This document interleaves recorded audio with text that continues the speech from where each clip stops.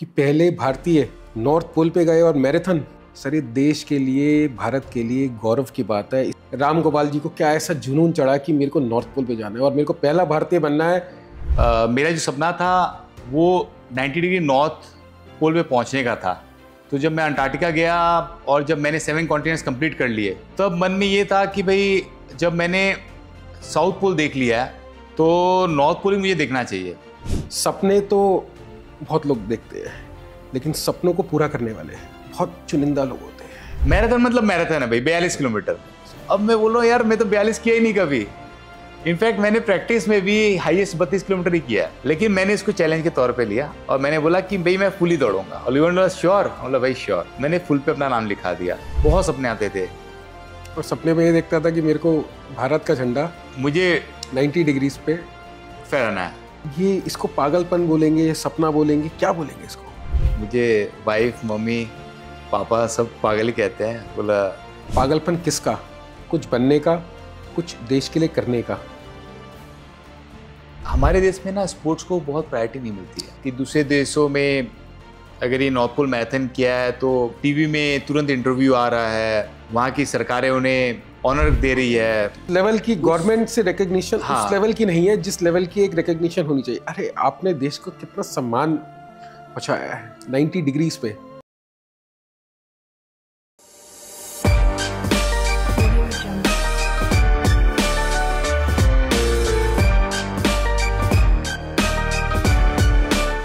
Namaste and welcome to the Knick-Knack Show. I'm your host Ankit Jain, bringing you stories that inspire, amaze and remind us what human courage can achieve. Today's guest is not just a traveler, not just a dreamer, but a history maker. On 13th of July 2025 at 8:45 a.m., standing on drifting ice at 90 degrees north, he became the first Indian ever to run the complete and full marathon on the geographic North Pole. तो आइए आज मिलते हैं हम श्री राम गोपाल कोठारी जी, एक ऐसे शख्स जिसने हिंदुस्तान का, हमारे भारत का, हमारे इंडिया का नाम रोशन किया है। और ये पहले भारतीय ऐसे बने हैं जिन्होंने 90 डिग्रीज नॉर्थ पोल पे, जहाँ पर की विंड्स साउथ से आती है, और ये करना कोई आसान नहीं है, इतना इजी नहीं होता इस मैराथन को करना। तो आइए जानेंगे आज श्री राम गोपाल कोठारी जी से कि उनका सफ़र कैसा रहा।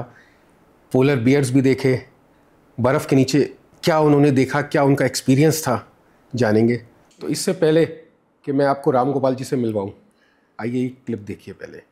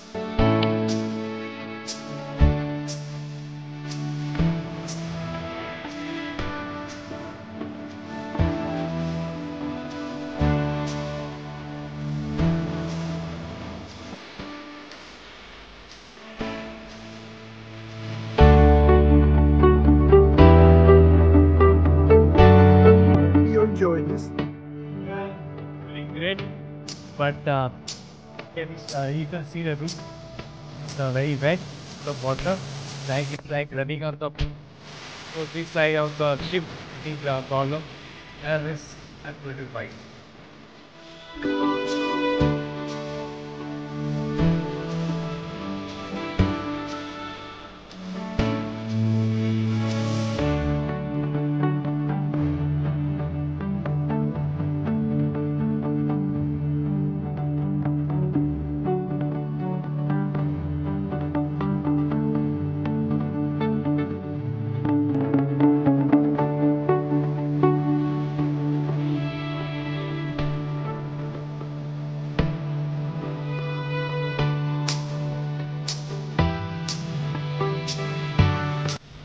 But finally I did it, and I'm very, very, very happy. And I'm bringing India here, so it's a big thing for me.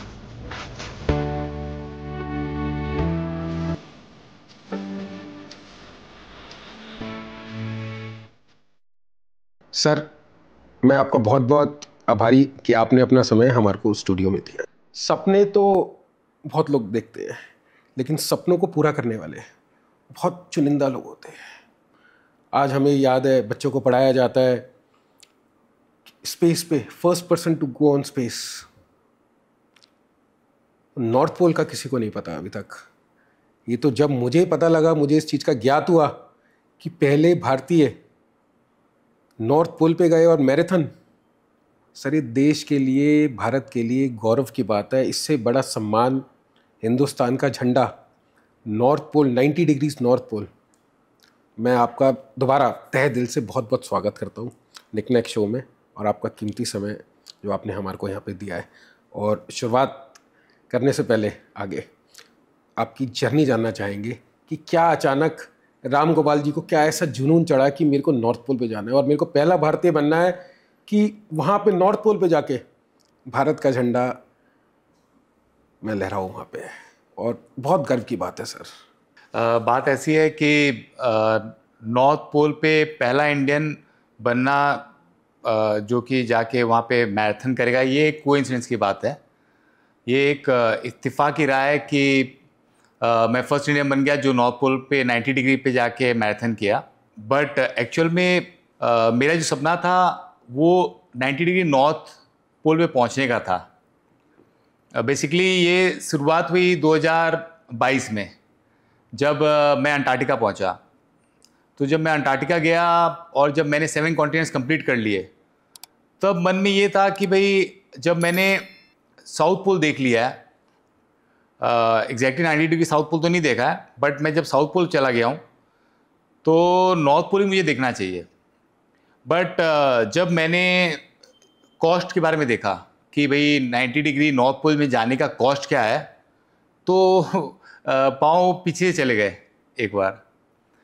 फिर खोजते खोजते देखा कि एक मैराथन वहाँ ऑर्गेनाइज होता है नॉर्थ पोल पे, जो एग्जैक्टली 90 डिग्री पे तो नहीं होता है बट 89 डिग्री पे होता है, और उसके कॉस्ट था कुछ 22,900 यूरो। और अगर आप ऐसे नॉर्थ पोल ट्रैवलिंग के लिए जाते हो वाया आइस ब्रेकर क्रूज, तो उसका खर्चा कुछ 35,000 यूरो था। तो मैं बोला यार ये थोड़ा चीपर ऑप्शन पड़ रहा है, मैराथन का मैराथन भी हो जाएगा और नॉर्थ पोल में जाने का सपना भी पूरा हो जाएगा। तो मैंने फिर उसमें पार्टिसिपेशन के लिए एप्लीकेशन किया, बट उसमें वेटिंग था। नेक्स्ट ईयर मुझे अप्रूवल मिला कि भाई आप अब भर सकते हो। 1 साल लग गया अप्रूवल? 1 साल, हाँ, क्योंकि नॉर्थ पोल मैराथन के लिए काफ़ी वेटिंग रहती है।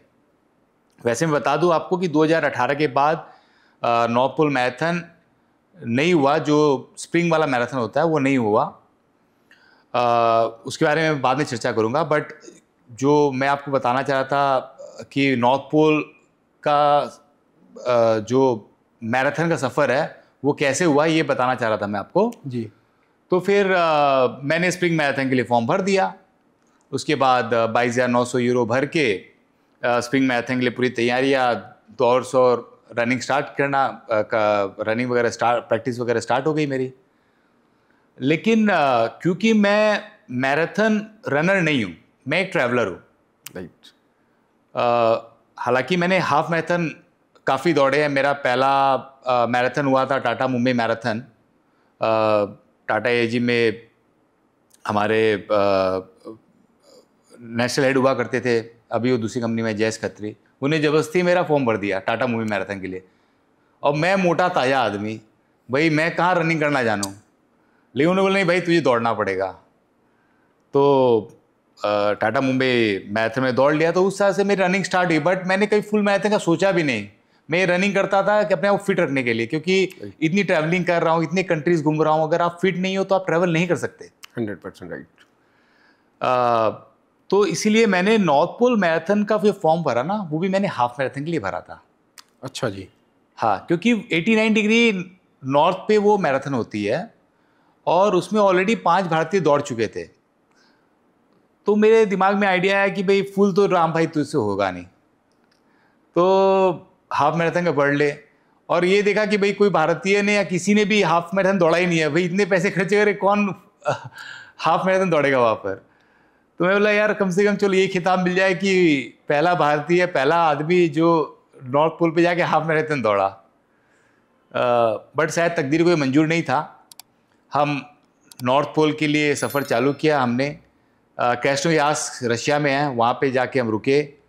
बट 2024 की अप्रैल की बात है ये। बट वो मैराथन नहीं हो पाया क्योंकि रनवे पे क्रैक आ गया था। मतलब आपने अभी जो 2025 जो जुलाई के अंदर जो मैराथन कंप्लीट किया, आपने ये 2024 में भी गए थे वहाँ पे? हाँ, 2024 अप्रैल में मैं पहली बार गया था। और ये 89 डिग्री नॉर्थ पे जो ये मैराथन होता है, वहाँ पे स्वीडन की एक कंपनी है बैरनो, वो अपना कैंप लगाती है, बैरनो कैंप बोलते हैं। तो बैरनो कैंप 89 डिग्री पे उन लोग कैंप बनाते हैं। उसके अंदर में वो लास्ट डिग्री स्की करते हैं। लास्ट डिग्री स्की मतलब हो गया कि 89 डिग्री से 90 डिग्री तक स्की करके लोग जाते हैं। दूसरा मैराथन के लिए लगाते हैं कि वहाँ पे 89 डिग्री पे मैराथन दौड़ेंगे, फिर हेलीकॉप्टर से वो 90 डिग्री लेके जाते हैं लोगों को। लेकिन रनवे पे क्रैक आ गया, वहाँ पे बोइंग फ्लाइट लैंड करती है, टेम्परेचर -40 डिग्री रहता है। बहुत ही यूनिक सा कॉन्सेप्ट है ये। बट रनवे में क्योंकि क्रैक आ गया तो बोइंग फ्लाइट वहाँ लैंड नहीं हो पाएगी। नहीं हो पाया। हाँ, 8 फीट या 10 फीट का कुछ गैप बन गया था, तो कैंसिल हो गया। तो इतनी दूर जाकर भी मैं नहीं जा पाया। फिर इस साल भी हमने वापस वीज़ा अप्लाई करके सब हिम्मत नहीं आ रही आपने? हिम्मत नहीं आ रही। वही मैं 2024 में गया, नहीं हो पाया, तो मैं हिम्मत नहीं हारूंगा, मैं 2025 में दोबारा जाऊंगा। हाँ, 2025 से फिर से वीज़ा अप्लाई किया। हालांकि उन्होंने जो भी अपना फीस वगैरह लगी थी उसको कैरी फॉरवर्ड कर दिया इस साल के लिए। बहुत ही अच्छी कंपनी है रनबक, जो ऑर्गेनाइज करती है ये सब। बहुत ही अच्छे, मतलब उसके जो CEO है ओलिवर, फैंटास्टिक पर्सन। तो उन्होंने वो फीस मेरी ट्रांसफ़र कर दी इस साल के लिए। फिर मैं वीज़ा अप्लाई किया, टिकट सब बन गई। लेकिन जियोपॉलिटिकल कंडीशन की वजह से, आप जानती हो रशिया और यूक्रेन का वॉर चल रहा है, तो जियोपॉलिटिकल कंडीशन की वजह से वो कैंसिल हो गया। इस साल भी अप्रैल में। जो इसका ओरिजिनल फॉर्मेट यही है, स्प्रिंग वाला जो अप्रैल में होता है, जो -40 डिग्री पे दौड़ा जाता है। अब मन पूरा हताश, पिछले साल तो हताश था क्योंकि 7-8 दिन वेट करने के बाद कैंसिल हो गई। इस बार वीज़ा सब कुछ हो गया, टिकट भी सब हो गई, फिर कैंसिल। तो अब मैं करूँ क्या? मैंने ओलिवर को बोला यार ये तो मतलब मेरा तो सपना ही रह जाएगा। तो ओलिवर ने बोला कि क्योंकि 2018 के बाद से नॉर्थ पोल मैराथन कोई ना कोई कारणों से, जियोपॉलिटिकल कंडीशन की वजह से कैंसिल हो जा रहा है, तो हमने ना एक नया कॉन्सेप्ट स्टार्ट किया है, north pole marathon summer edition. Okay. अब समर एडिशन ऐसा है कि वहाँ पे बोइंग फ्लाइट तो लैंड नहीं करेगी बिकॉज बर्फ़ कच्ची हो चुकी होती है। तो जो नॉर्थ पोल का ओरिजिनल एक्सपीडिशन जाता है, जो 90 डिग्री नॉर्थ पोल पे लेके जाता है लोगों को, उसी के अंदर में हमने क्या किया है कि हमने पूरा क्रूज ही बुक कर लिया, अपना पूरा क्रूज उसने बुक कर लिया। अच्छा, पहले जाते थे बोइंग से, अब क्रूज से चले जाएंगे? नहीं, क्रूज से काफ़ी सालों से होती है। 90 डिग्री नॉर्थ पोल का सफ़र जो है काफ़ी सालों से ही हो रहा है, लेकिन रनिंग के लिए नहीं। लोग जाते हैं एंड क्रूज के ऊपर से ही सेलिब्रेट करते हैं कि भाई 90 डिग्री नॉर्थ पे पहुंच गए। फिर नीचे आके थोड़ा केक कटिंग वगैरह होता है, सैम्पिंग खुलना होता है और फिर वापस आ जाते हैं। बट वहाँ जाकर एक मैराथन भी ऑर्गेनाइज हो सकता है। ये ओलिवर का दिमाग था कि भाई जब 2018 के बाद से नहीं मैराथन हो रहा है तो क्यों ना हम क्रूज से ट्राई करें। तो उन्होंने ये कॉन्सेप्ट 2023 में स्टार्ट किया। 2023 से वो इसी जो 90 डिग्री नॉर्थ पोल पे जो क्रूज जाता था उसमें ही वो रनर लोग को ले आना स्टार्ट किए। तो 2023 में कोई भी भारतीय पार्टिसिपेट नहीं किया, 2024 में कोई भारतीय पार्टिसिपेट नहीं किया, जिसका प्रोबेबल रीज़न ये भी हो सकता है कि इसका कॉस्ट बहुत ज़्यादा है। इसका जो ये समर वाला है, मैं तो एक चीज़ बीच में बोलूँगा, कॉस्ट के साथ जज्बा, वो तो बहुत जरूरी है। जज्बा देखिए, कॉस्ट भारतीयों के पास पैसे की कमी नहीं है, नहीं मैं उस पॉइंट पे आ रहा था, शायद जज्बे की कमी थी। नहीं मैं उसी पॉइंट पे आ रहा था कि एक तो कॉस्ट है एक रीज़न, दूसरा ये प्रचलित नहीं हुआ है क्योंकि स्प्रिंग मैराथन नॉर्थ पोल का सबको पता है, बट इस फॉर्मेट में भी जो नॉर्थ पोल मैराथन चालू हुआ है कि भाई आप जहाज़ के माध्यम से भी 90 डिग्री नॉर्थ पोल पहुंच सकते हैं और पहुंच के वहाँ मैराथन कर सकते हैं, ये बहुत ज़्यादा प्रचलित भी नहीं है। तो यही शायद मैं शायद इसी कारण से लकी बना कि 2023 और 2024 में कोई भारतीय ने पार्टिसिपेट नहीं किया। अब जब मैंने ओलिवर को बताया कि भाई मेरे को तो करना है, तो उसने बोला ये वाले फॉर्मेट में आप पार्टिसिपेट कर सकते हैं। तो मेरा पहला क्वेश्चन था कि भाई इसमें किसी भारतीय ने पार्टिसिपेशन किया है कि नहीं।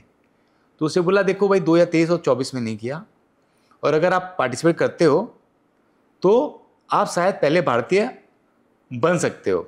150 करोड़ की हमारी पॉपुलेशन में किसी इकलौता भारतीय। हाँ, क्योंकि 23 और 24 के फॉर्मेट में बहुत ज़्यादा लोगों ने पार्टिसिपेट नहीं किया था और बहुत इन लोग ने एडवर्टाइज भी नहीं किया था चीज़ों को। तो मैं इसीलिए बता रहा हूँ कि मैं 2025 के ईयर में आकर भी मैं लकी बन सका, बिकॉज 23 और 24 ने किसी पार्टिसिपेट नहीं किया। लेकिन ओलिवर का ये भी कहना था कि 2 और भारतीय इसमें पार्टिसिपेट कर रहे हैं।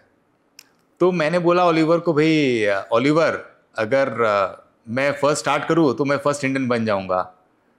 तो ओलिवर ने बोला नहीं भाई ऐसा नहीं होता है, जो फर्स्ट फिनिश करेगा वो फर्स्ट इंडियन बनेगा। मेरे सामने जो कंपटीशन में तो वो मेरे मित्र हैं, तो वो मुझे ऑलरेडी स्प्रिंग मैराथन में मिले थे और वो मैराथन रनर भी है, और मैंने जैसा आपको बताया कि मैं आज तक कोई मैराथन नहीं दौड़ा।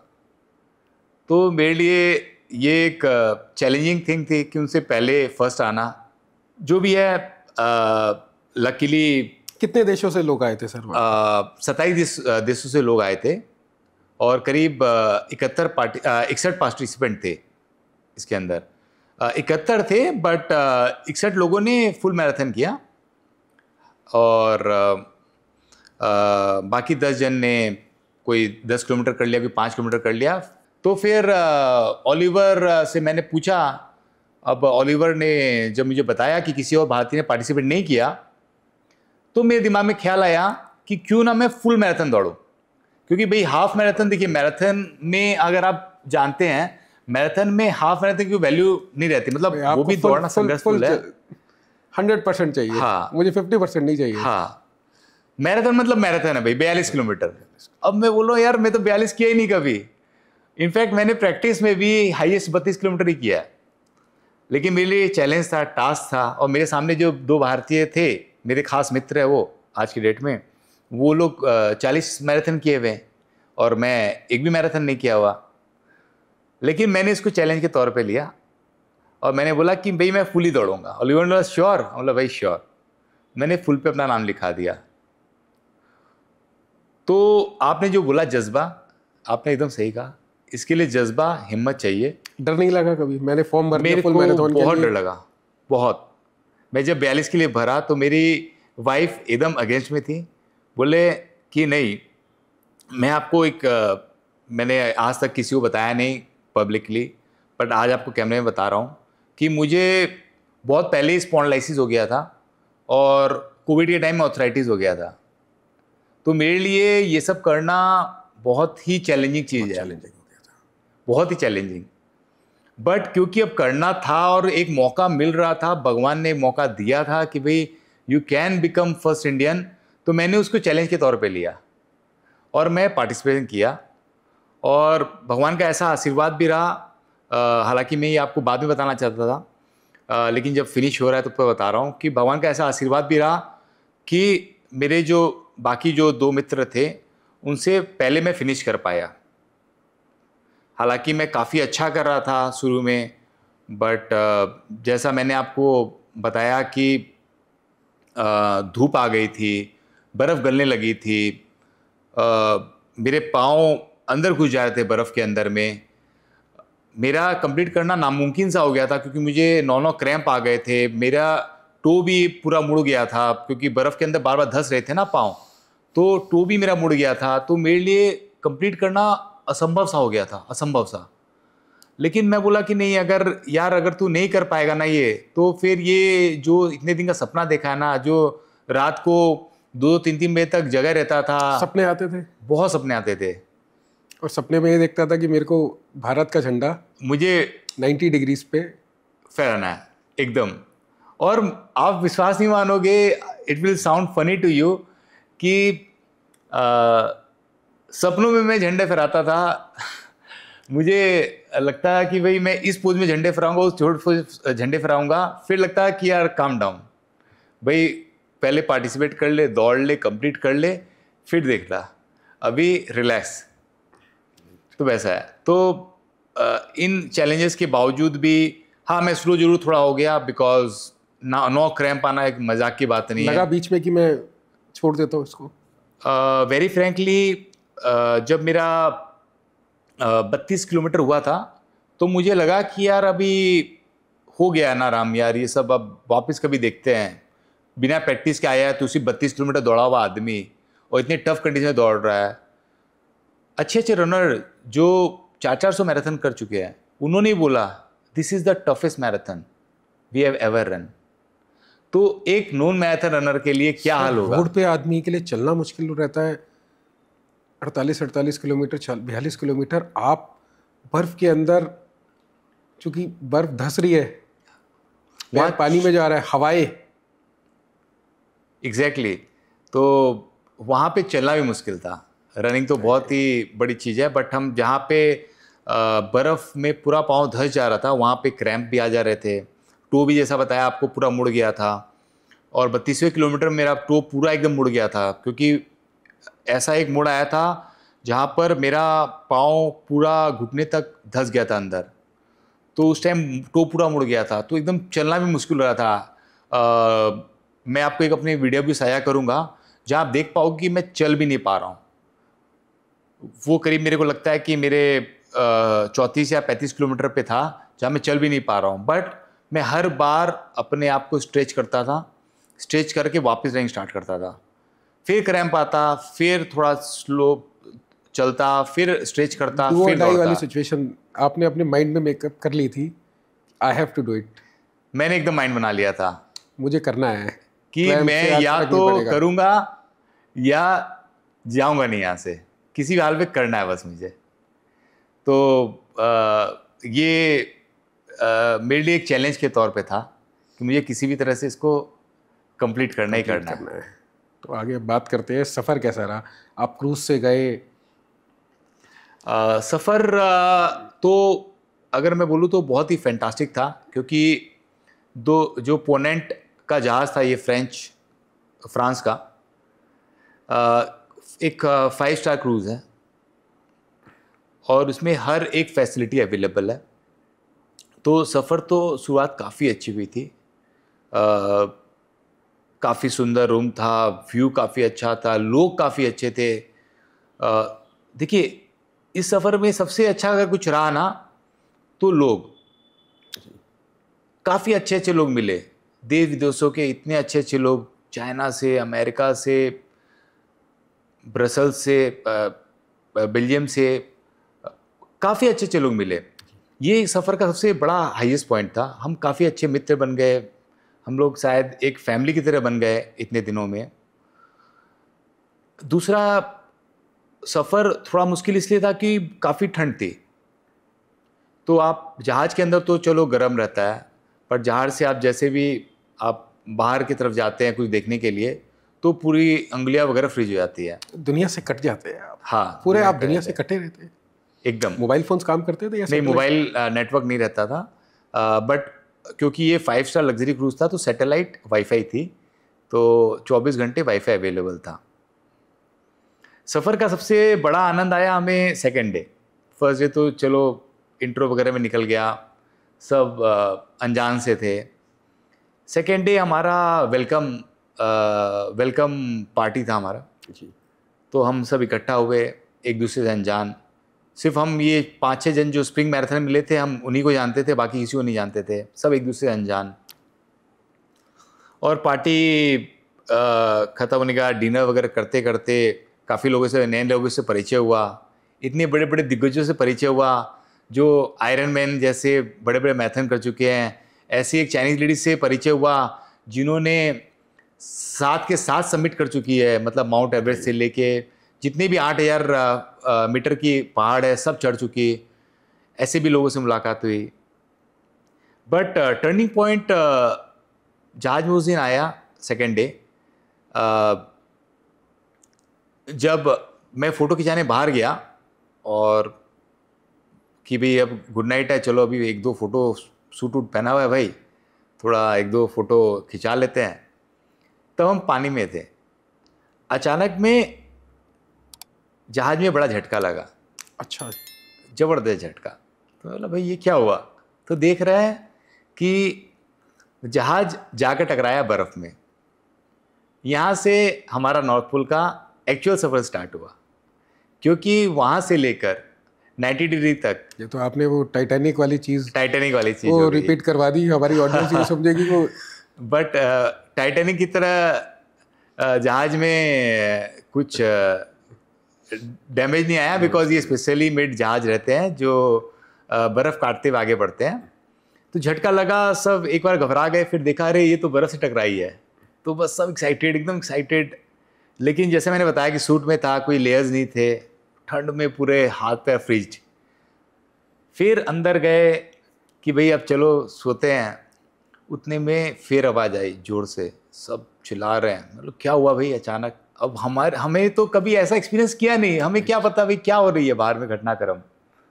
तो हम भी एक्साइटमेंट में उंगलियां हाथ की और पाँव की फ्रीज्ड है। फिर भी वापस बाहर गए तो देख रहे हैं सामने 2 पोलर बियर आपस में लड़ते हुए। बहुत बढ़िया। अब आपको पता ही होगा कि वाइट पोलर बियर बहुत शानदार है जी। बहुत ही यूनिक होता है, बहुत रेयर होता है। और सफ़र के दूसरे दिन ही मैंने जब ये सफ़र स्टार्ट किया था तो एक चीज़ दिमाग में थी कि भाई पोलर बियर दिख जाए, भाई काश पोलर बियर दिख जाए। और सफ़र स्टार्ट होते ही दूसरे दिन ही सामने 2 पोलर बियर दिखाई दे रहे, आपस में लड़ रहे हैं, मस्ती कर रहे हैं। ओह मज़ा आ गया देख के।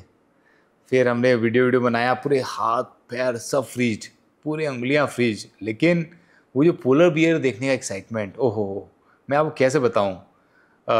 वीडियो के माध्यम से मैं आपको प्रस्तुत कर पाऊंगा। मैं अपनी ऑडियंस को जरूर ये वीडियो शेयर करूंगा। डेफिनेटली आपको जरूर शेयर करना चाहिए। वो जो पल था ना, वो पल मेरी आंखों से जाता नहीं है।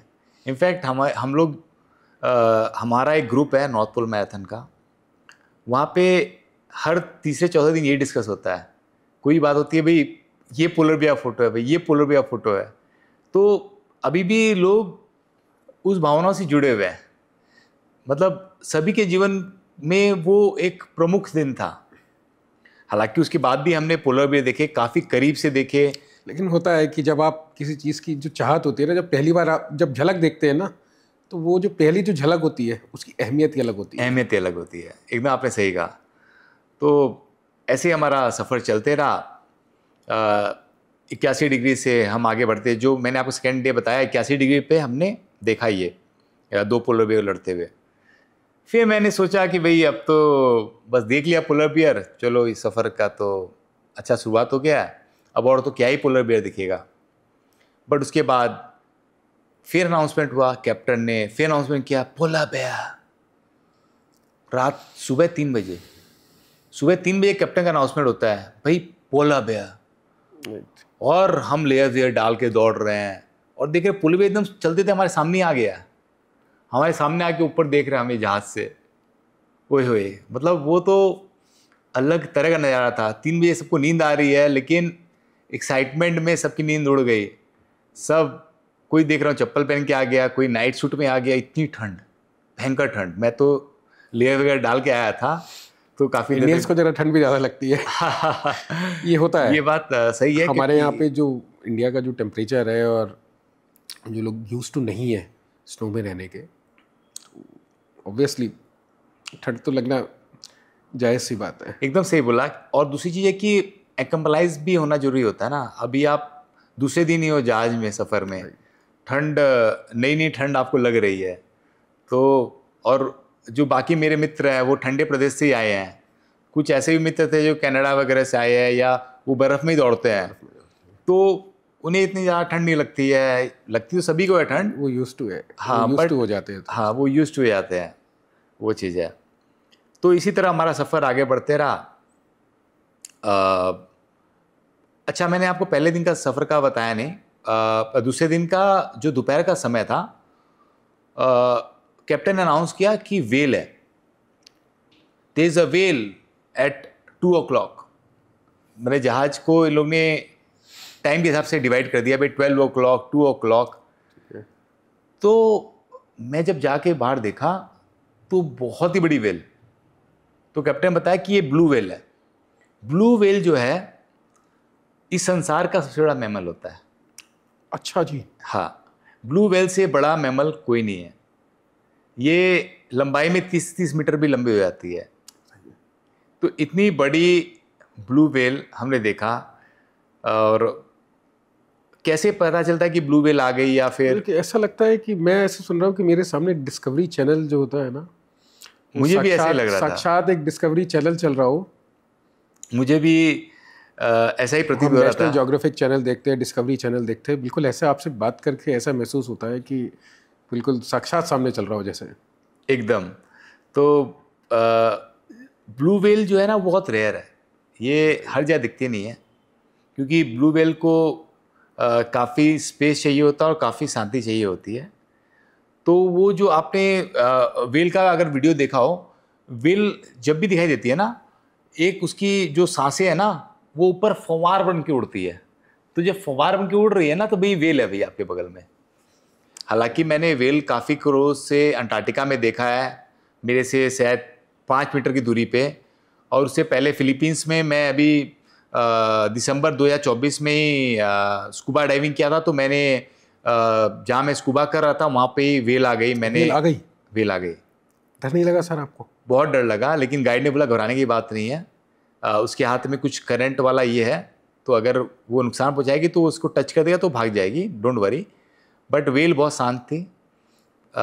ये मैं फिलीपींस की बात कर रहा हूँ, not about north pole. Sorry, बीच बीच में भटक जाते हैं हम सफ़र में। तो मैंने वहाँ पे स्कूबा करते करते वेल को टच भी किया। तो मेरे को लगता है कि ये मेरे लाइफ का बहुत बड़ा एडवेंचर है, नॉट इन एनी जू, not in any aquarium, but in reality Pacific ocean के अंदर में स्कूबा करते हुए मैंने वेल को टच किया। मतलब मेरे लिए काफ़ी बड़ा अचीवमेंट है। तो कमिंग टू ब्लू वेल, तो हमने उसके बाद एक और ब्लू वेल देखी। ऐसे करके हमने जाते वक्त 2 ब्लू वेल देखी, आते वक्त 1 ब्लू वेल देखी, जो कि कैप्टन ने बोला कि ये नॉर्मल चीज़ नहीं है। Blue whale sighting is not a normal thing. Humpback whale जो मैंने अंटार्कटिका में देखी थी बहुत ही नज़दीक से काफ़ी बार, या फिलीपींस में जो मेरे साथ स्विम कर रही थी, वो आम बात है। वैसे भी आम नहीं है, मतलब उस रीजन में आम बात उस है। रीजन में आम बात हाँ, है। लेकिन ब्लू वेल का दिखना आम बात नहीं है, क्योंकि जनरली वो पॉपुलेशन के बहुत करीब नहीं आती है। शायद पोलर बियर्स या ब्लू व्हेल्स आपका शायद वेलकम करने के लिए थी। देखिए, ब्लू वेल का तो नहीं बोल सकता मैं, बट मैं आपको ये बोल सकता हूँ कि पोलर बियर तो भाई हमारा वेलकम के लिए ही खड़े थे, क्योंकि हम जस्ट बर्फ से टकराए और 5 मिनट बाद ही हमें 2 पोलर बियर हमारा वेलकम, भैया नॉर्थ पोल में आ जाओ भाई साहब, आपका स्वागत है। और वहाँ से लेके 90 डिग्री तक सिर्फ बर्फ़ की चादर बिछी हुई, चारों तरफ सिर्फ बर्फ ही बर्फ, बर्फ ही बर्फ, बर्फ ही बर्फ। पूरी आर्टिक ओशन बर्फ में जमी हुई थी और उसको काटते हुए हमारा जहाज आगे बढ़ रहा था। और वो जो नज़ारा था ना, वो शब्दों में बयान नहीं हो सकता। किस तरह से जहाज आगे बढ़ रहा है, हर सेगमेंट ऐसा एक फीलिंग आ रहा था कि है ना भूकंप आ रहा है जहाज में। जब भी एक नई बर्फ़ की चट्टान से टकराता था जहाज, एक झटका सा लगता था। और उसके वजह से मैं सुबह 3 बजे 4 बजे उठ जाता था। सुबह 4 बजे उठ के नींद नहीं आए। क्यों? जोर से झटका लग रहा है, नींद खुल गई, अब नींद नहीं आ रही कितने है। दिन का सफर था जी? ये था 7 दिन का सफ़र। 7 दिन का सफर। तो 7 जुलाई को हमने स्टार्ट किया था ये सफ़र, और 12 जुलाई को हम 90 डिग्री नॉर्थ पोल पे पहुँचे। तो जब हम 89 डिग्री पहुँचे तो कैप्टन का अनाउंसमेंट आ गया, भाई अब 1 डिग्री रह गया है। और हर पॉइंट 1 पे कैप्टन का अनाउंसमेंट आ रहा था, भाई 89.1, 89.2, 89.7। फिर बोला भाई ये सब आप इकट्ठा हो जाओ, हेलीकॉप्टर के ये है स्टैंड, वहाँ पे आप इकट्ठे हो जाओ सब, क्योंकि हम एक सेलिब्रेट करने वाले 90 डिग्री नॉर्थ पोल पहुँचने का। और जैसे ही हमने 90 डिग्री नॉर्थ पोल पहुँचे, बस ज़बरदस्त सेलिब्रेशन स्टार्ट हुआ, शैम्पेन खुली, केक कटिंग हुई, सबने डांस वांस करके उस सेलिब्रेशन को और भी ज़्यादा व्हाट आई विल से, मतलब और भी अच्छे से सेलिब्रेट किया चीज़ों को। मज़ा आ गया, मतलब ऐसा लगा कि मेरे बरसों का सपना, जो सपना मैंने कुछ रातों को देखते थे आप? नहीं, रातों को तो देखो मैं अभी देखना स्टार्ट किया, जब मैंने रजिस्टर कर लिया नॉर्थ पोल समर मैराथन के लिए। बट 90 डिग्री पे जो पहुंचने का जो मेरा एक सपना था कि on the top of the world, जहाँ से हर दिशाएं साउथ जाती है, ठीक है, जो कि दुनिया की छत कहलाती है, वहाँ पहुँचना अपने घर की छत से। मैं पहले बड़ा बाज़ार में जहाँ रहता था, वहाँ छत पे, कलकत्ता में, मैं अभी कलकत्ता ही रहता हूँ, बट जहाँ पे मैं पहले रहता था बड़ा बाज़ार, वहाँ पे भी छत पे ही रहता था। तो अपने घर की छत से जहाँ पे बचपन गुजारा है, वहाँ से दुनिया की छत पे पहुँच जाना मेरे लिए काफ़ी बड़ा अचीवमेंट है। आपके लिए नहीं, पूरे देश के लिए है सर ये। तो मतलब मज़ा आ गया वहाँ पहुँच तो के। ये जज्बे कहाँ से आए कि भाई एक मैं अपने व्यापार में इतना व्यस्त हूँ, उसके बाद भी मैराथन करने जा रहा हूँ, ये इसको पागलपन बोलेंगे, सपना बोलेंगे, क्या बोलेंगे इसको? देखिए, बिना पागलपन एक जज्बे से नहीं होता, जज्बे से पहले एक पागलपन चाहिए होता है। आपने बात सही कही, लोग मुझे पागल ही कहते हैं। मेरी वाइफ तो मुझे, वाइफ, मम्मी, पापा सब पागल ही कहते हैं। बोला अब क्योंकि काफ़ी सारे न्यूज़पेपर में नाम आ गया है, काफ़ी डिजिटल मीडिया ने कवर किया है, तो अब उनको प्राउड फील हो रहा है।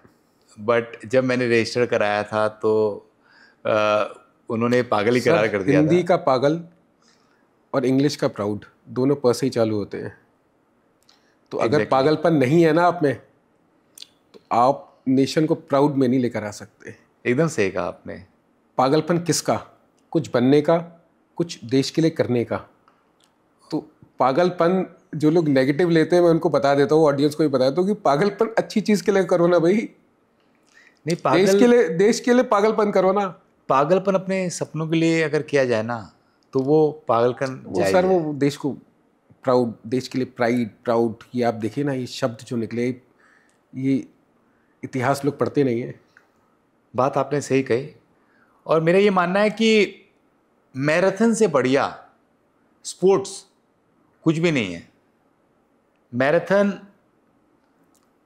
आपको फिट रखता है, आपके हार्ट को फिट रखता है, आपको जवां रखता है।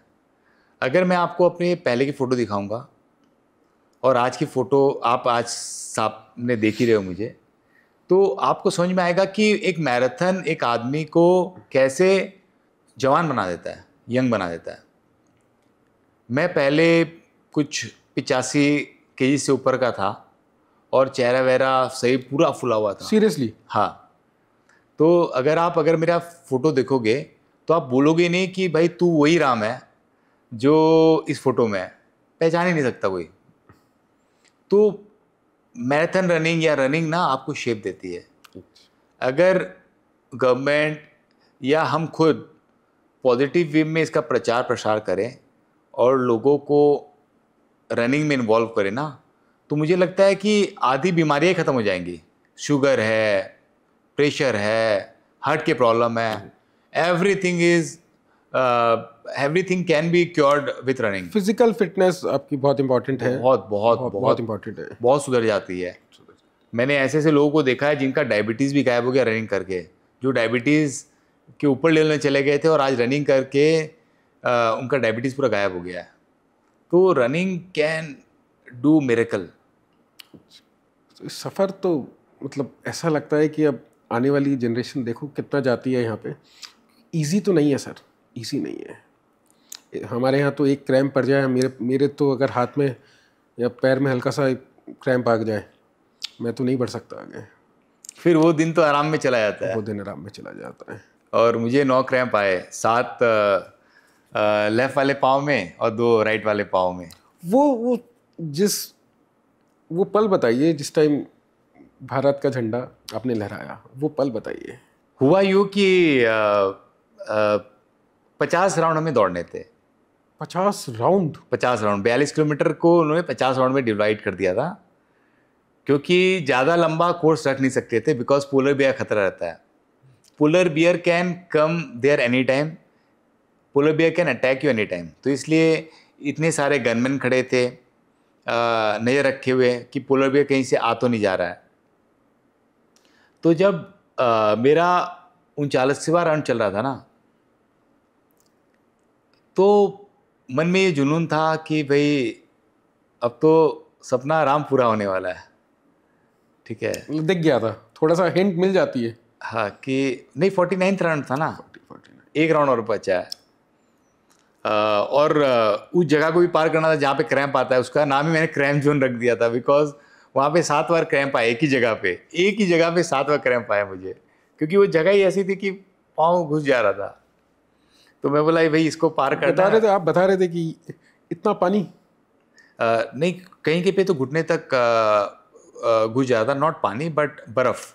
वही बेसिकली सॉफ्ट आइस जिसको आप कहते हैं। हाँ, बिल्कुल बर्फ। पानी तो ऊपर बन गया था काफ़ी जगह पे, मतलब वो पूरा एक तरीके से पूरा वेट ही। हाँ, क्योंकि आप रन किस पे कर रहे हैं सर, आप समझो। सर पैर गल गए होंगे पूरे। आप आर्टिक ओशन पे रन कर रहे हो सर। पैर पूरे गल गए होंगे, उंगलियां पैर पूरा पूरा पूरा पूरा। वो तो अभी भी मेरे पाँव में 6 स्नो बाइट्स है, तो वो ठीक हो रहे हैं आस्ते आस्ते, ठीक है ना। लेकिन आप दौड़ कहाँ रहे हो, ये सबसे बड़ा बात है कि this is the only marathon in the world जो कि पूरी के पूरे पानी पे दौड़ी जाती है। आप आर्टिक ओशन पे दौड़ रहे हैं, जम्मे हुए आर्टिक ओशन पे, तो वो जब धूप आती है तो वो आर्टिक ओशन तो अपने रंग में आती है ना भाई, पानी तो बनेगा ही, बट पानी और बर्फ़ ये दोनों आपके जूते में भरे रहती है। तो येलो लाइट्स वहाँ पे, जैसे उस साइड के तो नॉर्दर्न लाइट्स भी कहते हैं बहुत फेमस है। नॉर्दर्न लाइट्स एक्चुअली होता है विंटर्स के टाइम में, विंटर्स के टाइम में, और हम दौड़ रहे थे समर्स के टाइम में। तो इस टाइम जो प्रचलित है वहाँ पर, आपने काफ़ी अच्छा सवाल किया, इस टाइम जो प्रचलित है वहाँ पर वो है, कोई टूरिस्ट जाता है वो तो नॉर्दर्न लाइट्स देखने के लिए चला जाता है। करेक्ट, लेकिन ये भी देखने जाता है, इसको बोलते हैं मिडनाइट सन। मिडनाइट सन, हाँ। तो ये जो समर का समय है ना, इस समय सूरज कभी डूबता नहीं है वहाँ पर। 24 घंटे, रात को 2 बजे, 3 बजे, शाम को 8 बजे, 9 बजे आपको कड़ी धूप मिलेगी, कड़ी धूप। बाहर में ठंड है। तो सर कैसे आप बर्फ में दौड़ते हैं और एकदम से धूप ऊपर? एकदम। सर में दर्द नहीं होता था? सर में तो क्या बताऊँ आपको कि लास्ट के 1-2 घंटे में तो सर एकदम पकड़ लिया था, क्योंकि जो धूप है ना वो कड़ी होती जा रही थी। पहले हमने जब स्टार्ट किया, मैं आपको जस्ट और 1 मिनट लेता हूँ, मैं स्टार्टिंग से बताता हूँ आपको, क्यों हालांकि हमने लास्ट वाला पोर्शन कंप्लीट कर लिया पहले ही। स्टार्ट हमने जब किया तो बहुत ही सर्द हवाएं चल रही थी, बहुत ही ज़्यादा, और ऊपर फॉग था। फॉग होने की वजह से और भी ठंड बढ़ गई थी, और हम ज़्यादा लेयर डाल नहीं सकते थे। मैंने सिर्फ बेस लेयर पहना था और ऊपर में जैकेट पहना हुआ था जो कि मुझे विंड और वाटर से प्रोटेक्ट करेगा, और पैंट पहनी हुई थी वो भी सिमिलर उसका है, विंड शीटर टाइप की होती है बस, not wind cheater type, but वो आपका ठंड नहीं रोकेगा, वो हवा को रोकेगी और पानी को रोकेगी, वाटरप्रूफ। तो वो पहनना है, और अंदर से बेस लेयर, मिडिल लेयर नहीं, बेस लेयर या जैकेट नहीं, सिर्फ बेस लेयर पहनना आपको, और विंटर का जो सॉरी विंड प्रोटेक्शन जो जैकेट है बस वो पहनना है। और जूते, पता है कौन से जूते पहनने हैं आपको? Normal sports shoes with Goretex. Jacket भी गोटेक्स का था, यानी कि windproof waterproof, pant भी गोटेक्स की थी विंड प्रूफ वाटर प्रूफ, और जूते भी गोटेक्स के wind proof water proof, but ठंड प्रूफ नहीं। वाटर तो अंदर चला ही जा रहा था। हाँ, तो क्योंकि मैं वहाँ पे और कोई जूते पहन के, आप रनिंग तो और कोई जूते पहन के कर नहीं सकते, आपको स्पोर्ट्स शूज़ पहन के रनिंग करना है। बस यही डिफरेंस था नॉर्मल स्पोर्ट्स शूज़ में, कि नॉर्मल स्पोर्ट्स शूज़ के अंदर में स्पाइक्स नहीं होते हैं और उन जूते में स्पाइक्स थे। तो अब मेरा जो आदत है वो फोम वाले, ऐसे ये वाले जूते, फोम वाले जूते पहन के दौड़ने की आदत है, और वहाँ पे दौड़ना पड़ रहा है स्पाइक्स वाले जूते में, तो प्रैक्टिस ऐसे भी धरी की धरी रह जाती है, क्योंकि आप हार्ड सोल के साथ दौड़ रहे हो भाई साहब, और वो भी कौन सा आदमी जो कभी 42 किलोमीटर दौड़ा ही नहीं है, फर्स्ट टाइम।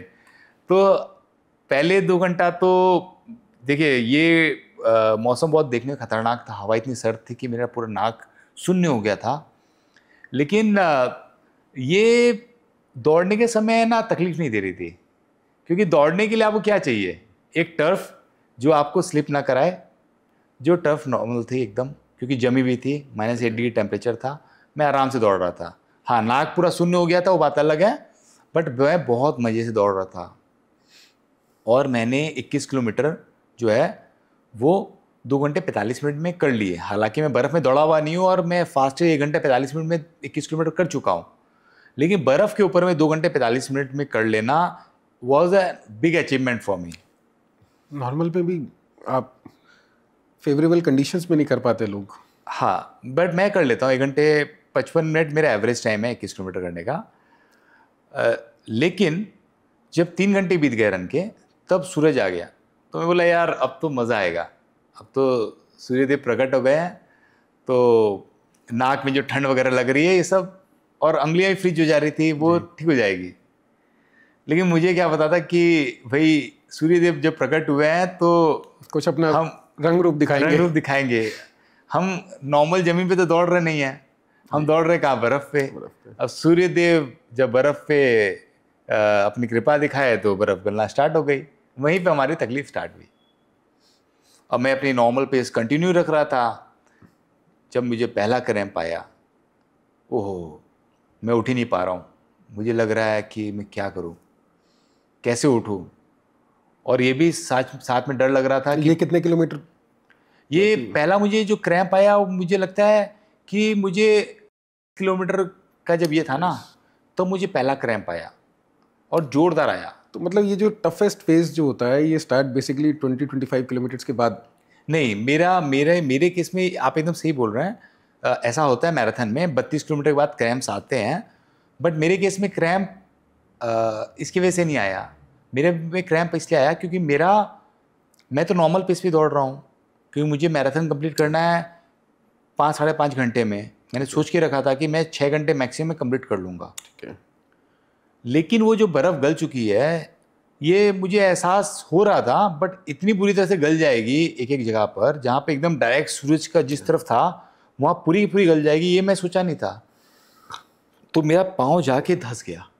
जब धंसा ना तो ज़ोरदार क्रैम्प आया, और मैं क्रैम्प इतना बड़ा था कि मैं सोच रहा हूँ कि भाई अब मैं वॉक भी ऐसे करूँगा, रन तो छोड़ दो। बट मैंने बोला कि नहीं, करना है आज, करना है, आज तो इसको करना है, आज तो करना ही है। फिर मैं वापस राउंड किया उसी जगह पे, फिर उसी जगह पे, उसी पॉइंट पे वापस से उसी जगह पे क्रैम्प आ गया। मैं बोला यार क्या हो रहा है मेरे साथ? अचानक में चीज़ें जो है बदलने कैसे लगी। सर जीत इतनी आसानी से थोड़ी ना मिलती जीत इतनी आसानी से नहीं मिलती। जीत आज जो आप जो अपनी पूरी की पूरी उपलब्धियां बता रहे हैं, देखिए टफनेस भी तो थी, जश्न का मज़ा तो तभी आता है ना। एग्जैक्टली, जश्न का मज़ा तकलीफ के बाद ही आती है। थोड़ी सी तकलीफ तो चाहिए। अगर इतनी इजीली चीज़ें सक्सेस मिलने लग जाए तो फिर तो दुनिया को मिल जाती है। दुनिया को मिल जाती है। तो उसके बाद ऐसे करते करते, जैसे आपको बताया कि मैंने 7 बार लेफ़्ट पैर में क्रैम्प आ गया, 2 बार राइट पैर में क्रैम्प आ गया, टो पूरा मुड़ गया, अब जब 49th राउंड आया तो मैं बोला यार चलो क्रैम्प वैम्प आया, बट 49th राउंड मैंने कर लिया। अब टाइम आ गया देश का झंडा उठाने का भाई, और गूज बम्स चल रहे थे अंदर में, बस यार ये 49th सारे राउंड दर्द दूर हो गए होंगे। हाँ, दर्द नहीं होगा उस टाइम, दर्द नहीं होगा, दर्द नहीं हो रहा था। और आपको हंसी आएगी मेरी बात सुन के इसके बाद कि मैं इतना एक्साइटेड हो गया। मैंने सोचा चलो यार क्रैम्प आया जो भी आया, लेकिन देखो कितने लोग गिरे जा रहे हैं। अच्छा वहाँ पे मैंने आपको बताया नहीं, काफ़ी लोग गिर जा रहे थे, काफ़ी लोग गिरे। मैं बोला यार चलो कम से कम भगवान इतना मेहरबान रहा कि मैं गिरा नहीं एक बार भी। और जिस पल मैंने ये सोचा है कि भगवान मेहरबान रहा, चलो गिरा नहीं हूँ मैं, उसी पल मैं धड़ाम से गिरा और उसी वक्त मेरा 9th क्रैम्प आया और मैं उठ नहीं पा रहा हूँ, इतना जोरदार आया। मैं बोला यार देखो अभी इतने देर से अच्छे से कर रहा था, सब कुछ संभल के हुआ, और जब भी कंप्लीट होने वाला है तो ये हुआ। मैंने जिस पल मैंने सोचा कि कोई मैं तो नहीं गिरा, कम से कम मैं धड़ाम से गिरा। तो आप जो बोल रहे हैं ना एक्साइटमेंट कैसा रहा आपका, ऐसा रहा है मेरा एक्साइटमेंट जो भी है। फिर मैं दौड़ते दौड़ते मतलब मैं फिर उठा, फिर स्ट्रेच काफ़ी करना पड़ा, और थोड़ा सा ये भी लग रहा था कि पीछे से लोग आ रहे हैं, देखिए हंसेंगे तो नहीं। हालांकि लोग गिर रहे थे तो, और अनस्टेबल लोग थे, सब अच्छे दोस्त थे, सब जान रहे थे कि ये condition is very very tough, but मन में अपने चल ही जाता है जितना भी सोच लो। उसके बाद जैसे ही मैं फिनिश लाइन के बगल बगल जा रहा था, अंदर में धड़कन एकदम उबाल ले रही थी। सोच रहा हूँ कि ये करूँगा, ऐसे झंडा उठाऊँगा, वैसे झंडा उठाऊँगा। फिर फिनिश लाइन पे जैसे ही पहुँचा तो मेरे को दिखाई दिया कि यार अपना झंडा, हालांकि मेरे पॉकेट में झंडा था, मैं घर से लेके आया था कि मैं फिनिश होने के बाद। अच्छा, आप पहले घर से लेकर आए? घर से लेके आया था मैं कि झंडा फहराऊंगा। फिर मुझे दिखाई दिया यार यहाँ भी तो अपना झंडा लगा हुआ है, तो मन में विचार आया कि यार लहराते हुए जाते हैं झंडा। तो मैंने वहाँ से झंडा उठाया और लहराते लहराते फिनिश किया। और मतलब मेरे आँखों से आंसू रुक रहे नहीं थे, गिरे जा रहे आंसू, गिरे जा रहे। मुझे समझ में नहीं आ रहा है कि एक आदमी सपने देखता है और उसको पूरा करने में जान लगाता है, और भगवान भी उसको पूरा करवा देता है। तो इसमें बहुत बड़ा रोल मैं मानता हूँ कि परिवार का तो चलो सपोर्ट है ही, उसमें तो कोई डाउट नहीं है, बट मैं मानता हूँ कि वैष्णो देवी माता का मेरे जीवन पे काफ़ी बड़ा प्रभाव रहा है, इसलिए मैं साल में 4 बार वैष्णो देवी जाता हूँ। तो उनके आशीर्वाद से ये सपना मेरा पूरा हो पाया। तो जैसा मैंने आपको बताया कि वैष्णो देवी माता का मेरे जीवन में काफ़ी बड़ा प्रभाव रहा है, तो मैंने उनसे जो भी अपने सपने मांगे ना उन्होंने पूरा किया, इसलिए मैं साल में 4 बार वैष्णो देवी जाता हूँ। मदर की एडवाइस, कहते बहुत नॉटी होते थे राम गोपाल जी। देखिए मैं आज जहाँ पे भी सुना है मैंने आपके नेबर से सुना है, बहुत मेरे चंचल, मित्र से। हाँ, आपके मित्र भी, आपके नेबर भी कहते बहुत चंचल स्वभाव के थे, लेकिन मदर की एक एडवाइस, वो एडवाइस आपके मुझसे सुनना चाहता हूँ, और ये एडवाइस चाहता हूँ ये ऑडियंस के लिए भी एक ये एडवाइस दीजिए।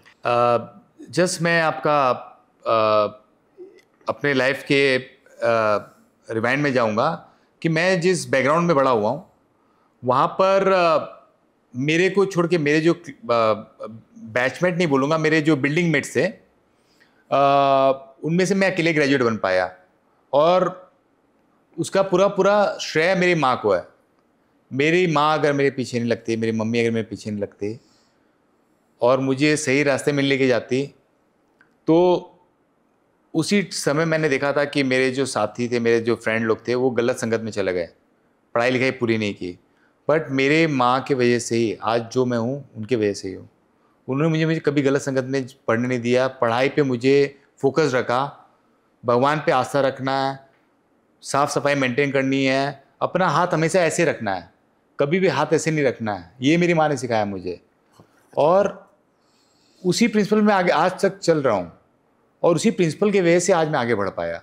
बहुत शानदार। तो ये माँ के वजह से ही है। बहुत बढ़िया, बहुत, क्या बात करें, बहुत बढ़िया जी। तो सर कितने तेज घूमे हैं, कितनी कंट्रीज, कितने देश, और क्या एक्सपीरियंस, और कौन सा सबसे शानदार जिसको हम कहते हैं कि बहुत मेरा एक्सपीरियंस इस कंट्री का दी बेस्ट होता है ना, कि मेरी फेवरेट कंट्री ये है। करेक्ट। तो अभी लास्ट वीक मैं अर्मेनिया गया था, तो वो मेरी 71st कंट्री थी। टोटल मैंने 7 के 7 कॉन्टिनेंट घूम चुका हूँ। 7 कॉन्टिनेंट घूम चुका हूँ, इसका मतलब कि मैं अंटार्कटिका भी जा चुका हूँ। तो आप जैसा पूछ रहे थे कि सबसे बढ़िया क्या रहा, कौन सी जगह रही, तो आपको बता दूं कि सबसे सुंदर जगह कोई विश्व में है तो वह अंटार्कटिका। अंटार्कटिका से सुंदर जगह इस विश्व में है ही नहीं। वो अपने आप में एक स्वर्ग है। आपने काफ़ी स्विट्ज़रलैंड का नाम सुना होगा, काफ़ी दूसरे सुंदर कंट्री का नाम सुना होगा, बट अंटार्कटिका से ज़्यादा प्रिस्टीन, सुंदर, शांत जगह पूरे विश्व में नहीं है, क्योंकि वो अनटच्ड है। वहाँ जो नेचर है ना, प्योर है। वहाँ पे पेंगुइन्स के अलावा कोई नहीं रहता, नेचुरल है, पूरे नेचुरल है। और वहाँ पे पॉपुलेशन 0 है, कोई रह नहीं सकता वहाँ पर, पूरा शांति है। और वहाँ पे भगवान भी मेहरबान है। बाय भगवान आई मीन नेचर ही मेहरबान है, क्योंकि वहाँ बर्फ़ से अपने आप ही आकृतियाँ बनी हुई हैं। कहीं पे शेर बना हुआ है, कहीं पे कैमल बना हुआ है। आपने यूफो स्पेस क्राफ्ट का थ्योरी सुना होगा अंटार्कटिका में। आप वहाँ जगह जगह देखोगे कि एक्चुअल में यूफो का स्पेसशिप बना हुआ है अपने आप बर्फ़ से।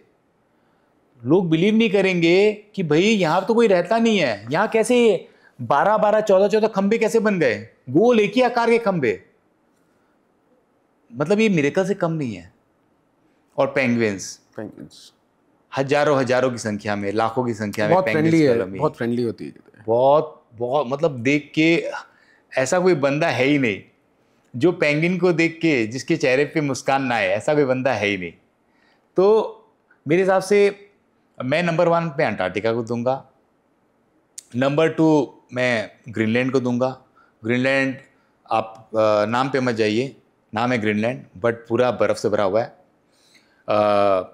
तीसरा नंबर मैं अगर दूंगा तो वो आइसलैंड को दूंगा। हालांकि आइसलैंड काफ़ी लोग सफ़र किया है। बहुत पसंद है आपको आइस बहुत पसंद है। इसी बात पे आ रहा था कि ग्रीनलैंड जैसे ग्रीन नहीं है, वैसे आइसलैंड इतना आइसी नहीं है, पूरा ग्रीन है, उल्टा है।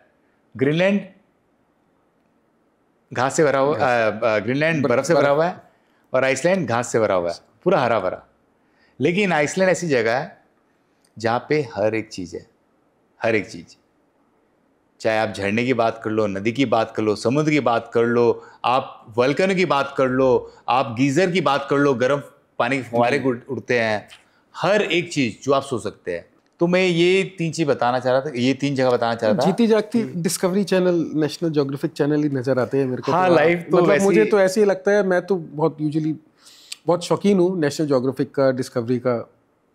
जिस टाइम बच्चे टीवी सीरियल्स देखते थे तो उस टाइम मैं ये देखा करता था। अधिकतर घर में इस बात पे बहुत लड़ाई होती थी, नहीं टीवी एक है, मुझे ये सीरियल देखना है, करेक्ट, और तुझे ये देखना है, करेक्ट, इसको देख के क्या मिलेगा। एग्जैक्टली। तो और माँ बाप बोलते थे भाई नेशनल ज्योग्राफिक देखो, क्या ये सब बेकार से प्रोग्राम देख रहे हो। तो लाइफ एक ज्योग्राफिक, नेशनल ज्योग्राफिक चैनल ही बन गई है। अगर आप एडवेंचर का बात करें, जगह की बता दिया मैंने।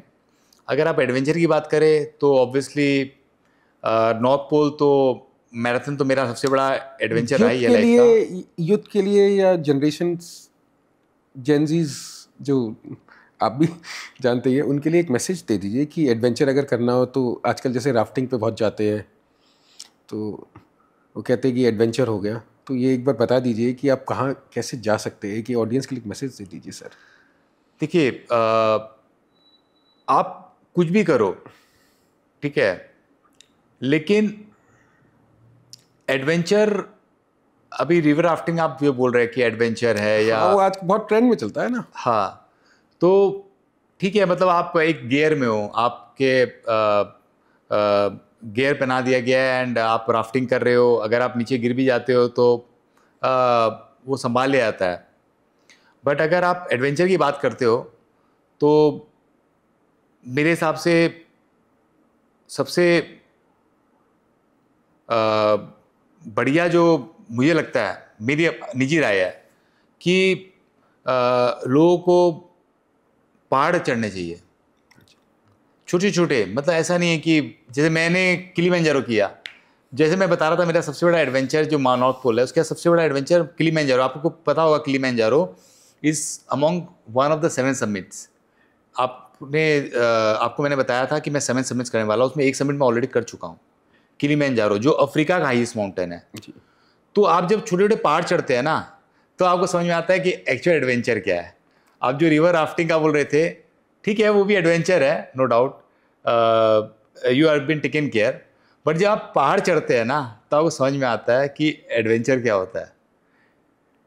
जब आप एक एक पहाड़ चढ़ते हैं और हल्का फिसलते हैं और फिर आप वापस कोशिश करते हैं, तो वहाँ पे आपको जिंदगी का एक मैसेज भी मिलता है, एक्सपीरियंस भी है, मैसेज भी है, एक जिंदगी का एक मैसेज मिलता है कि गिरो फिर उठो, गिरो संभलो फिर उठो, गिरो संभलो फिर उठो, ये होता है। स्कूल के बच्चे आजकल रनिंग नहीं करते। एक बार माँ बाप के लिए मैसेज, एक मैं आपसे चाहता हूँ एक मैसेज इनके पेरेंट्स को या बच्चों को एक मैसेज दे दीजिए कि रनिंग की इम्पोर्टेंस, मैराथन की तो बात में बात कर लेंगे क्योंकि रनिंग करेंगे तो ऑटोमेटिकली मैराथन में पार्टिसिपेट करेंगे, तो एक बार रनिंग का इम्पोर्टेंस बता दीजिए सर। देखिए ये काफ़ी डिबेट चलता है हमारी नहीं सर, जनरेशन डिबेट नहीं है सर, ऐसा है जो आज के जो माँ बाप है हाँ। वो बेसिकली थोड़े से कमज़ोर है और माँ बाप वीक है।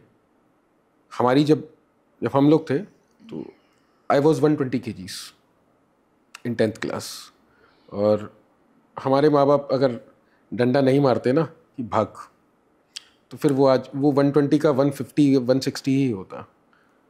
नहीं, मैं उसी पे आ रहा था। सो कि हमारे ये इनको बेसिकली क्या है ना, अब मारना छोड़ दिया। हाँ। थोड़ा सा थप्पड़ भी नहीं लगा सकते। मारने का मतलब वैसा मारना नहीं होता, मारने का मतलब होता है कि आजकल तो डांटते भी नहीं है। एग्जैक्टली तो मैं इसी पॉइंट पे आ रहा था कि हमारे जनरेशन और अभी के जनरेशन वाला जो डिबेट चलता है ना, तो हमारी जो जनरेशन था उसके अंदर और अभी में एक बहुत बड़ा डिफरेंस ये है कि हम आउटडोर गेम खेलते थे, जम के खेलते थे, जम के खेलते थे, और आज की जनरेशन इंडोर गेम यानी कि वीडियो गेम और चैट गेम यही चलती है। तो मेरा ये मानना है कि अगर बच्चे हर रोज 1 किलोमीटर 2 किलोमीटर भी रनिंग करेंगे ना जी, तो उनके फ्यूचर के लिए काफ़ी अच्छा रहेगा, काफ़ी अच्छा। भाई आप उनको बीमारियों से बचा रहे हैं, आँख की रोशनी और दूसरी जंग तो उनको खाना ही खाना है, एटलीस्ट उसका जो इम्पैक्ट है वो मिनिमाइज हो जाएगा। एग्जैक्टली शुगर इनटेक बच्चों का बहुत ज़्यादा हो गया, बहुत ज़्यादा। पहले इतनी आइसक्रीम का चलन नहीं था, इतनी कोल्ड कॉफ़ी का चलन नहीं था, इतने मॉकटेल्स का चलन नहीं था। आज एक एक मॉकटेल्स के अंदर उनके पेरेंट्स को यही नहीं पता कि उसके अंदर कैलोरीज कितनी होती है एक एक मॉकटेल्स के अंदर। Exactly pure sugar syrup. एक कोल्ड कॉफ़ी का इतना चलन चल गया है, लेकिन कॉफ़ी पियेंगे वो अंग्रेज़ों के हिसाब से पीजिए ना कॉफ़ी आप, विदाउट शुगर या लेस शुगर। यहाँ कॉफ़ी के अंदर जितनी कॉफ़ी नहीं होती दूध में, उससे ज़्यादा शुगर होती है। एग्जैक्टली तो वो एडॉप्ट तो कर रहे हैं। अरे वेस्टर्न कल्चर ये भी तो कहता है रनिंग करो। एग्जैक्टली अगर आपको अमेरिकन ही बनना है इतने मोटे मोटे, तो ठीक है भाई, फिर तो बर्गर भी साथ में खा लो।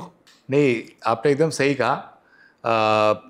रनिंग अगर आप जैसा बोलते हैं ना कि भाई वर्क हार्ड पार्टी हार्डर, तो भाई वर्क हार्ड तो करो भाई। आप थोड़ा वर्कआउट अगर नहीं करोगे तो आप जो खाए हो ये तो आपके कैलोरी बन के अल्टीमेटली आपके शरीर को ही नुकसान पहुंचाएगी। कहीं ना कहीं आपको मोटापा देगी, आपको हार्ट का डिजीज देगी, आपको ब्रीथिंग की इशू देगी। बट अगर आप साथ में रनिंग वगैरह कर लेते हो तो आप अपने लिए एक हेल्दी जिंदगी क्रिएट करते हो। मैं अपने बता रहा हूँ, मैं I was a foodie, but मैंने जब जयस के कहने पे रनिंग स्टार्ट की तो मैंने देखा है ना लाइफ ने कितनी बड़ी चेंजेस लाई मेरे अंदर में। मैं ट्रैवलर बन गया, रनर बन गया और मैं पहाड़ चढ़ने लगा। भाई किलिमंजारो करना इज नॉट अ जोक। तो ये सब डेवलप हुआ है रनिंग की वजह से। 7 समिट करने हैं, अभी तो एक हुआ है। अभी 6 समिट्स बाकी है। क्योंकि मैं माउंट एल्ब्रूस में विफल रहा। माउंट एल्ब्रूस से मैं समिट वाले दिन सिर्फ 800 मीटर दूर रह गया था और उसी टाइम तूफान आ गया बहुत बड़ा, तो माउंट एल्ब्रूस मेरा जो है कंप्लीट नहीं हो पाया। वापस मुझे जाना है, बट उससे पहले मैंने ये देखा कि मैं 100 कंट्री पहले कंप्लीट कर लूँ। 2027 का मेरा विज़न है कि मैं 100 कंट्री कंप्लीट करूँगा, उसके बाद मैं माउंटेनिंग वापस स्टार्ट करूँगा। क्योंकि आप जानते हो कि माउंटेनियरिंग, आप जो एडवेंचर की बात कर रहे थे ना, तो एडवेंचर की बात में ऐसा भी है कि जब मैं एडवेंचर कर रहा हूँ ना, तो मैंने एक चीज़ दिमाग बैक ऑफ माइंड डाल लिया है कि एडवेंचर में भाई कुछ भी हो सकता है. There is a possibility of death as well, there is possibility of big injury as well. तो मैंने अपने आप को मेंटली प्रिपेयर कर लिया है इस चीज़ों के लिए. तो अगर आप एडवेंचर कर रहे हैं तो दिमाग में ठान लो कि भाई anything can happen to you any time. ये बहुत जरूरी है. अगर आप बैक ऑफ माइंड ये नहीं बनाओगे ना, तो कोई भी बड़ा अचीवमेंट आप नहीं कर पाओगे लाइफ में. Is very very very necessary. Sir जो स्पेस में जाते थे उनको पहले प्रिपेयर कर दिया जाता था. Correct. Your last ride, this is the actual wordings. They were told this is your last ride, you can treat this ride as your last ride. बोल दिया जाता था. वो प्रिपेयर अगर नहीं कराएंगे तो कंफ्यूज रहते हैं. एग्जैक्टली. तो मेंटली प्रिपरेशन जैसे बच्चों को एग्जाम से पहले करा दी जाती है, तो ये माइंड प्रिपेयर होना, माइंडसेट होना बहुत ज़रूरी हो गया है ये. बहुत बहुत बहुत. मतलब अगर आप मेंटली रेडी नहीं हो ना, तो आप एडवेंचर कर ही नहीं सकते हो. कर ही नहीं सकते हो. एंड एडवेंचर जैसा मैंने आपको बताया कि ये मतलब ये रिवर राफ्टिंग एंड आप जो बता रहे थे, इस एडवेंचर की बात नहीं कर रहा हूँ. Obviously I am talking about mountaineering और दिस काइंड ऑफ स्टफ्स जो रियल एडवेंचर कहलाता है. बहुत बढ़िया सर. और कुछ आप हमारी ऑडियंस के लिए एक मैसेज मैं चाहूँगा, एक सुंदर सा एक मैसेज. मैं ये बोलना चाहता था कि सपने देखो और उसे पूरा करने की पूरी कोशिश करो. ऐसा कोई भी सपना नहीं है जो पूरा नहीं हो सकता. एक आदमी अगर कोई दृढ़ निश्चय कर ले, दिल में ठान ले कि मुझे ये करना है जी, तो वो चीज़ होके ही रहेगी. हाँ, उसके लिए जुनून चाहिए, पागलपन चाहिए और दृढ़ निश्चय तो ऑब्वियसली चाहिए कि मुझे करना है. जी. और वो हासिल होगा ही होगा. मैं शाहरुख खान की फिल्म से काफ़ी प्रभावित हूँ, कल हो ना हो. तो वो जो गाना है ना, वो मुझे हमेशा प्रेरणा देता है कि हर पल ज़िंदगी बदल रही है. तो जो आज समय है ना, वो कल है कि नहीं है, इससे कोई गारंटी नहीं है. ठीक है. तो इसलिए हर पल या जीवर जियो, ये बहुत जरूरी है. तो ये मेरा मैसेज है टू द यूथ कि इन द राइट डायरेक्शन आप अपने सपनों को पूरा करने के लिए आगे बढ़े और उसके लिए जी जान से कोशिश करें. एफर्ट्स उसी लेवल के एफर्ट्स चाहिए. लोग बोलते हैं अरे ये तो हो नहीं पा रहा, ये तो मैं कर नहीं पाया. बट मैं बताऊं आपको, उन्होंने इतनी जोर से कोशिश ही नहीं की. अगर आप कोशिश करोगे ना, तो मैं बता रहा हूं हर एक चीज़ संभव है. हर चीज़ संभव है, हर एक चीज़. अगर Ram Gopal Kothari north pole marathon कर सकता है और किलिमंजारो जा सकता है, तो आपके लिए भी संभव है. एक समय आया था कि 2012 में जब मैंने अपना जीवन ख़त्म करने का ठान लिया था, मैं मेट्रो रेल में खड़ा था और बस नेक्स्ट मेट्रो की वेट ही कर रहा था और अपनी वाइफ को जस्ट बाय करने के लिए फ़ोन किया या वाइफ का कॉल आया, मुझे एग्जैक्टली ध्यान नहीं है, मोस्ट प्रॉब्ली वाइफ का कॉल ही आया था. और उसके बोलने पे जो मैं रुक गया और वहाँ से जो मैंने वापस कोशिश स्टार्ट की, उसी ने मेरा जीवन बदल दिया. तो शायद मैंने उससे पहले कोशिश ही नहीं की थी. मैंने इतनी लाइफ को सीरियसली लिया ही नहीं. भाई खाना है, पीना, मस्ती में रहना है, ये ज़िंदगी के थॉट प्रोसेस था. लेकिन जब वो सबसे बड़ा झटका मेरे लाइफ का लगा मुझे, और मुझे था कि नहीं अब ये ज़िंदगी जीने लायक है ही नहीं मेरे लिए. 2 बच्चे हैं, साला जिंदगी खाने को पैसे नहीं है, बच्चे को इंजेक्शन लगाना है, सॉरी वैक्सीन लगानी है, उसके लिए साला 2,500 रुपये नहीं है पॉकेट में. ऐसी झंड जी के क्या करूँगा मैं. तो मैंने जब सोच लिया कि भाई ख़त्म करते हैं इसको, और जब वाइफ ने रोका और जब मैंने वापस रीस्टार्ट किया, तो मुझे समझ में आया कि मैंने शायद कोशिश ही नहीं की थी. और जब मैंने कोशिश करनी स्टार्ट की ना, तो भाई साहब आज टॉप ऑफ द वर्ल्ड पहुंचा। तो कोशिश करना मत छोड़ो और जी जान से कोशिश करो, पागलपन की तरह कोशिश करो, सफलता मिलनी है। बहुत बढ़िया सर, बहुत अच्छा मैसेज आपका ये लगा और आपका दिल से आभारी। आपने इतना कीमती समय, मैं तो एक आज, जैसे मैंने तो कई बार बोल चुका है ये चीज़ कि जीता जागते डिस्कवरी चैनल जब भी देखूंगा, नेशनल ज्योग्राफिक चैनल जब भी देखूंगा ना, राम गोपाल जी की याद जरूर आएगी। नहीं, अभी तो काफ़ी कुछ करना है। अभी तो आई एम श्योर कि अगले एक दो साल में आप सेवन समिट का मैं वेट करूंगा। 7 समिट से पहले मैं जो करने वाला हूँ 7 कॉन्टिनेंट्स में 7 मैराथन इन 7 डेज, वो मेरे लिए अब और भी ज़्यादा चैलेंजिंग है। ऑल द बेस्ट, और अपनी ऑडियंस की तरफ से भी आपको ऑल द बेस्ट मैं कह देता हूँ। Thank you so much. Thank you. हमारी ऑडियंस भी एक बहुत प्रमोट करती है ऐसे लीडर को, ऐसे मोटिवेटर को और ऐसे शख्स को जिसने हिंदुस्तान के लिए एक प्राइड मोमेंट लेकर आया इंडिया के लिए। आज जब हम गूगल करते हैं ना, who is the first Indian, actually that's a pride honour, देश के लिए भी, हम लोगों के लिए भी। मैं आपका तहे दिल से बहुत बहुत धन्यवाद, बहुत बहुत आभारी। Thank you so much. Thank you so much.